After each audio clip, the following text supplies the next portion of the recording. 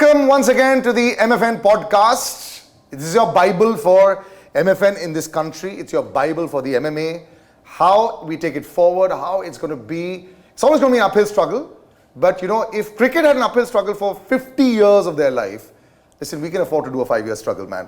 And once again, I've got, a lady here who's perhaps been the driving force behind a vision in this country. She and her daughter, we've had Krishna on the podcast. Ayesha ma'am, thank you so much for joining us. Hi Salil, happy to be here. Excited now, it goes to a whole new world. The audio-visual medium has actually been large. You've been so involved with these two mediums on the film level.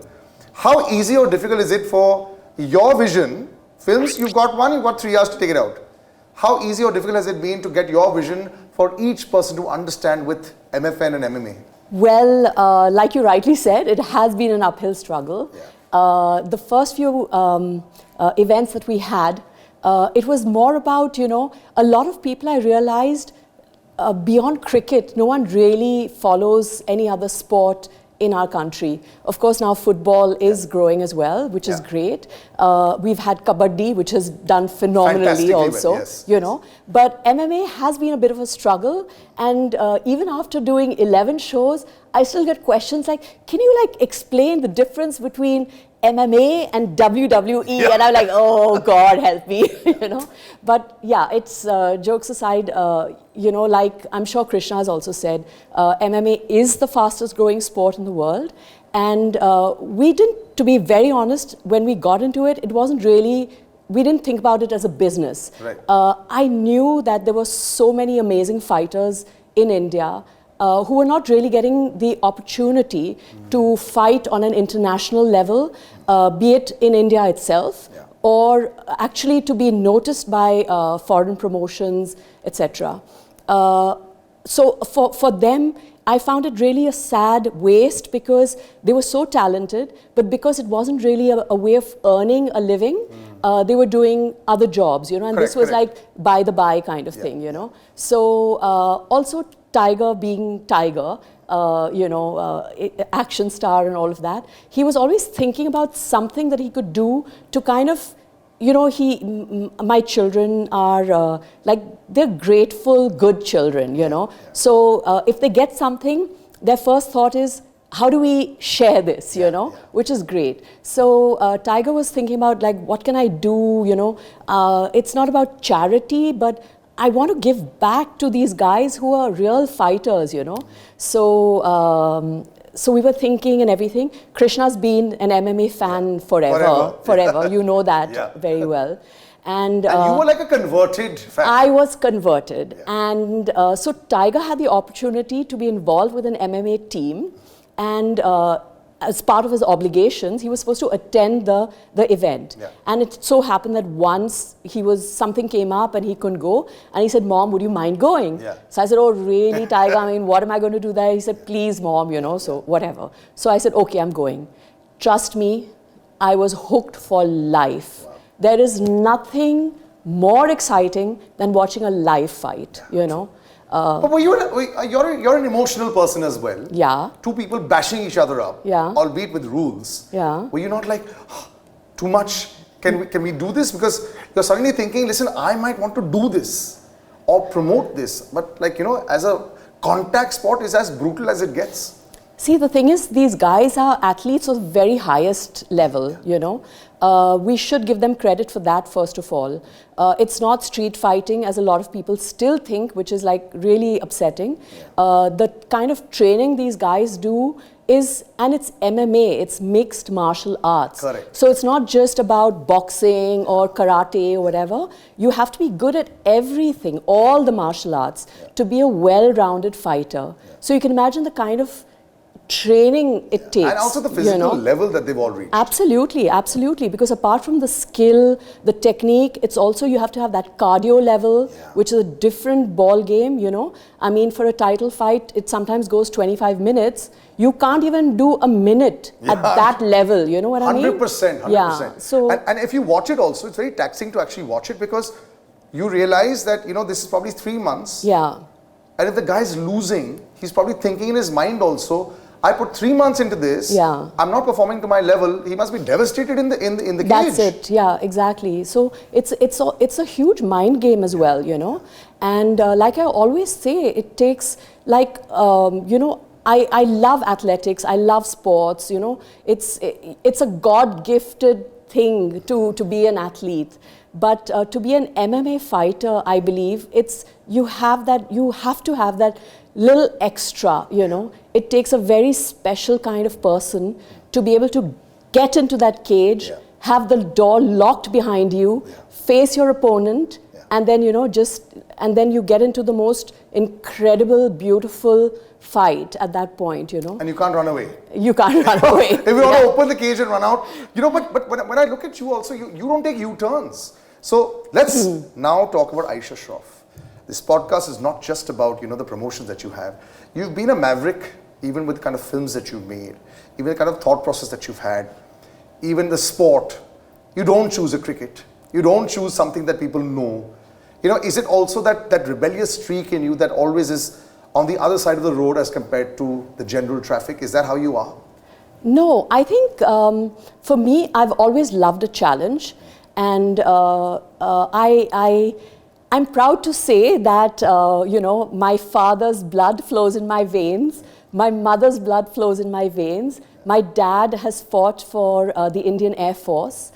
He's got the Veer Chakra twice. Wow. He was India's first test pilot. Wow. He was the first Indian pilot to break the sound barrier. Wow. And, you know, he's a legend. That's incredible to come from that house. Yeah, he's a legend in the Air Force, you know. And he's fought with Douglas Bader, who's an incredible legend himself, right. A flyer. And I mean, if I meet somebody from the Air Force and I say I'm an Air Force child, they'll say, oh, Ranjan Dal. And then, you know, the stories will come out and, you know, all of that. So I feel so proud. And my mother, no less, you know, she fell in love with my dad. And she came from French nobility. And she had a very special upbringing. Right. And against her parents' wishes, she said, no, this is the man. I'm going to marry this man. And they said, fine. Do what you want, we disinherit you. And she said, so be it. Packed a bag and came to India. Wow. And this is like in the 60s when it wasn't what it is today, you know. So yeah. So you're a chip of the old block, easy. So this rebel thing now, I'm the original Baghi, actually, you know. So I always tell this to Tiger.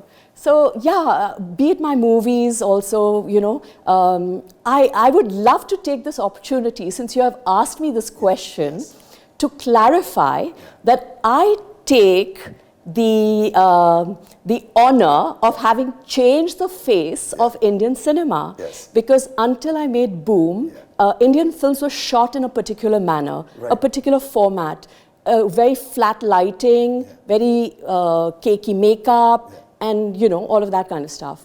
So I would like to take... gyrating hips.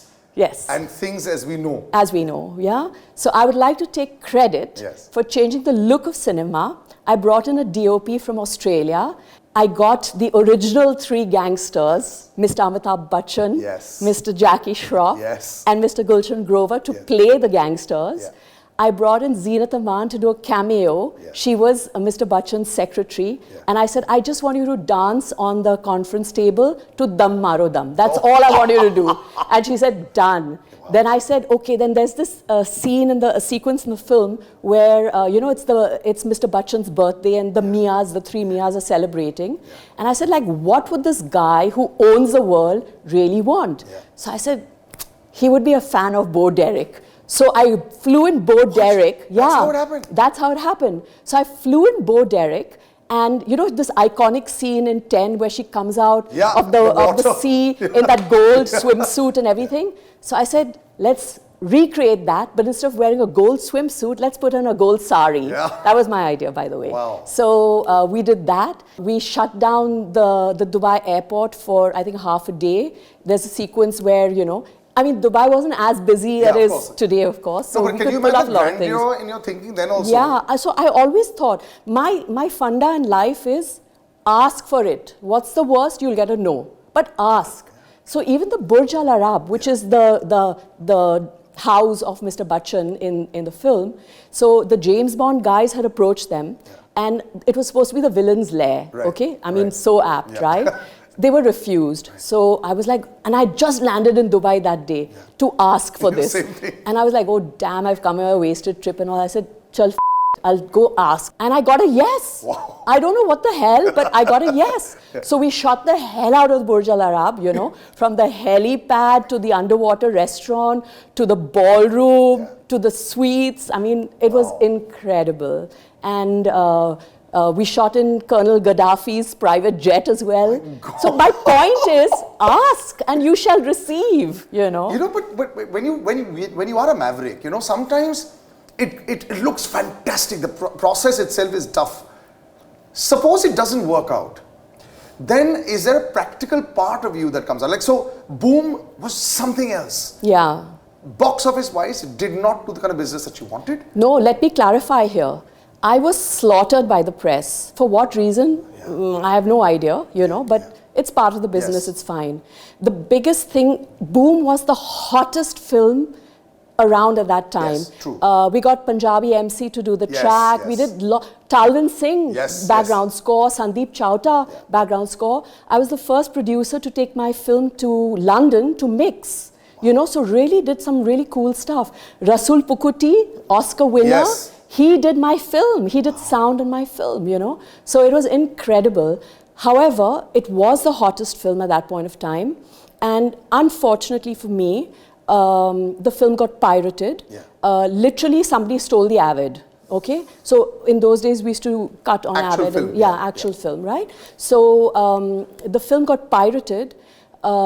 And like I went on TV and like begged people not to watch and all, but because it was so controversial, I had introduced Katrina, there was Padma Lakshmi, there was Madhu Sapre, you know, there was like, the film was shot pretty out there, you know, so there were some major kissing scenes and like now though on OTT we see everything, you know, but those days, a kissing scene was like, oh my God. But that's why you know? the intrigue to pirate So, it. exactly. So my movie got pirated and all the distributors backed out, you know. So that was really horrendous.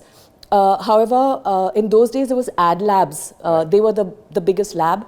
And Mr. Manmohan Shetty, he stood by me like a rock, you know, for the release. I had typhoid during the release because of, I don't know how that happened, but whatever. And it was an incredible feeling. To be very honest, yes, everybody said box office disaster and this and that. No, it wasn't. 5 days, the film was houseful everywhere. Everywhere, there was not one seat available. And Shringar Films was our distributor for Bombay at that time, the Shroffs, exactly. You can, anybody, go ahead and ask them, you know. 5 days, houseful, and in those days it was a big release. Now we are looking at, you know, 4,000 screens and stuff like that. Those days, I think we had 250 screens. Really? Yeah, and for those days it was like a big release, okay? So all of that stuff we did. And but of course, for whatever reason, you know, like I still remember midday. Normally a film review comes on the 3rd, 4th page or whatever, right? And you have like that much space. Boom was on the front page of Midday. The entire front page was what a big disaster Boom is. So they sold it. It clearly tells me that there was somebody didn't want me around or whatever, you know, whatever. I mean, it's water under the bridge. But the consequence of that is that my husband stood by me. We paid everybody every penny that was owed on the film. But to do that, we had to sell our home. So and that story was well documented. Yes. So that was a very, very hard time for my family. But whatever it is, you know, for us, it's all about respect and everything, you know. No, but ma'am, you know, why you always have all the chips on your side for trust and the kind of person that you are, and that people like me believe so much in what you have. Because I think after that, it's not like you gave up. Like people go in the stock market, they have massive losses. And they'll say, Abhi, now we want to farm. We don't want to go back into the stock market.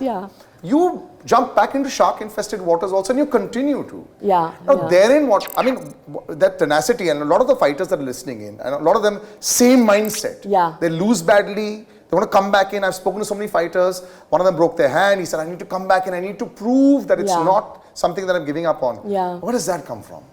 I guess it's my blood. You know, I just don't give up. And I'm a firm believer in, it sounds like a cliche, but the whole positive thinking and, all of that stuff, it works, it really works. And like you rightly said, do everything with honesty and integrity, if the intention is right, the universe is going to support you, for sure, So, and look, my children are my redemption today, my Actually, boy. even with Tiger, I'll tell you something. I remember when he'd come out and there's this sensation. Man, a lot of people said, he's a brilliant dancer, brilliant action, but there was this but that used to come in. I remember going to a theatre and asking children. And those long days back, I used to do reviews and I used to say, let me ask what the real public is. I don't care what the people are saying. I said, kaisa laga picture? Kya dance hai Tiger ka? I said, aur kya action hai? Aur kya hai? Picture hit hai? That's how it used to be. So I think your family's also fought against the tide. Yes. Even with the way you are. Always. So now also, do you think, is it any easier now with so much publicity around, so much accessibility? Has it become a lot easier also because Tiger's made it? So in that zone? Well, I can't deny that, having Jackie Shroff as my husband, Tiger Shroff as my son, it does open doors, and call me a Nepo kid here, you know what I mean? I don't give a shit. But it does open the doors. But then that's all it does. After that, I've got to put in the hard work. I've got to put everything together. And people who talk about film children, it's precisely the same thing. I mean, Salil, you know Tiger so well now. Yes, people say that he got the opportunity because he's Jackie Shroff's son. Nothing could be further from the truth. True. He was this kid who was training on Juhu Beach. Sabir spotted him there. Sabir said, are you interested in movies? He said, no, sir, blah, blah, blah. Sabir pursued him on Juhu Beach, finally took him to Sajid Bhai. Sajid Bhai is a friend of my husband's. Nobody told us anything about this. One day Tiger comes to us and says, Mom, Dad, guess what? I got offered a film. So my husband's like, huh? What? When did this happen? So who? So he said, Mr. Sajid Nadewal. So then my husband picks up the phone and says, bro, how did this happen, Correct. So he said, I didn't want to tell you until Tiger was convinced himself. So whatever that boy's done is on his own merit, own merit, his own hard work, And I have to say this also, I remember working out with him recently, and you always think that how much can a person want to do? He does the same things over and over again. Even in that zone, he's one of the strongest men I've ever seen. You can't make out. I think, with him, looks also can be deceiving. The amount of work that goes in there. And I'm not a small boy. And I've worked out with a lot of people. I remember watching him work out and saying, shucks, I can't match up right now. Meri besti ho rahi hai. I need to do something here. And I remember, it's just this quiet, robot-like precision that he continues to go with. Which is why also brings me to the question, you all are forced so unlike each other. How does it work? A, because you're doing business with your daughter who's totally different. Yes. There's a discussion that will happen in the house also. How is that? Is it 4 compartmentalized zones in the house for you all 4, or is there also common ground where there's discussions? So the thing is, you're so right. Like Krishna says, all 4 of us are alphas. So that gets a little difficult sometimes, right? But we're alphas for the right reason. You know what I mean? So no one can bully my husband. No one bullies my son. No one certainly bullies my daughter. No one bullies me. I, as a mother, as an older person, I'm a little more flexible and I was like, okay, let the children enjoy this moment. Krishna says Tiger's the mediator, but... He is. I have never met somebody so zen. Honestly speaking, he has not a bad word to say about anybody. Anybody. Be it the people who us over in the past, or be it his contemporaries currently, his competition, so to speak.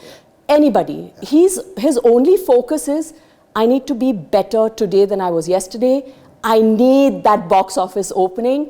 That's all he cares about, He's actually the first actor who told me, Salil, when a lot of the actors are saying, I believe in critical acclaim and box office, he says, no, if those 3 days don't change my life, then I'm not there on a Monday better than I was the previous day, and I have a problem. He's the first one who said box office numbers are all that matters to me. Yeah, for sure. And I think that's important. For sure. Before the pandemic, I remember one of his big films that did Baghi made so much money at the box office. Yeah. Pandemic came in the middle of that release and still made over 100 crores. That's right. So it was actually the last big super hit, duper hit before that. And I think life changes a lot also, even with your successes. When you come into an MFN, big speculation, why are they doing it? First question will be why. Of course, yeah. Picture hi banao na, aap isme kyun ghus rahe ho? Correct, huh? Did it really piss you off? And they used to say, why? Plus, dono ladkiyan kar rahi hai. That will be an age-old, thing in India for sure. But even the worldwide. Did you feel like throwing the towel ever when you jumped in there and things maybe didn't go according to your plan? Never. Not even once? Never. Because I'll tell you something, when we did MFN 1, remember we had that big bash at Dome and stuff like that, Bombay. yeah? And a lot of people that we invited were from the industry and our friends and all that. And they had the same reaction as me, They came like, oh, chalo, let's go support her and this and that. But when they watched the fights, they were like, damn, what is this, So that was great. We did 2, we did 3. People were like, okay, it's like like a vanity thing, for us, yeah? But it never was that. The intention was always to give the Indian fighters something much better, something that they truly deserved. Yeah. That intention was from MFN 1. That intention continues after 11 MFNs. And all my focus is on how do I get them to the next level after this? How do I get them to the next level? And yeah, the struggle has been real because, if I was doing cricket, like you said, I would have got people signing me blank checks and whatever, But here, I literally work from show to raise sponsorships and stuff, So it's like I always work cut to cut, cut to cut, literally. So I don't have lavish budgets or whatever, but because maybe I was in production, so I know how to make, like you rightly said, I know how to make 5 rupees look like 20 rupees, you know what I mean? But that's the whole point, and I learned that also from Bhatt Saab himself. Yeah, right. Yeah. 3 crores should look 20 crores, yes. not spend 20 crores. Right. That's the best thing. We'll take, leave on this episode. Ayesha ma'am is somebody that you just want to spend hours talking to, but there are lots of important questions that people ask, and we will tackle them in the coming episodes. Is there enough money for a fighter in this? B, how does one carry on forward? And, if somebody ever wanted to start a promotion, this is like a little Bible. Well, I want to make a little blueprint, which you can't copy, but you can actually think, because this is something nobody wanted to touch in this country. I've got 25 cricket leagues in this country, and there'll be another 25 coming. And I know that a lot of them don't even make money, but it's just the part that they don't want to go into another space. So those that go into this other space need to be rewarded. By the way, all your questions, I will actually leave that question answer bit below Spotify. You can ask all your questions. We'll open them out. We'll try and answer them in the coming episodes. Social media, very good way you can stay in touch with us. MFN's Instagram handle, Ayesha ma'am's Instagram handle. Don't just say, ma'am, I want to be a fighter there. That also we'll tackle. How do you say no? Because she's very emotional as well. But there's a process. Things are going to get a lot better in this process. And you can be a part of this process also. And that's the reason why we started this MFN podcast, so that you understand what goes into making a promotion successful. We'll catch you again on the next episode. Ma'am, thanks so much for joining us. Thanks, Salil. Take care. And all your questions and answers, let's make this two-way. It works so much better.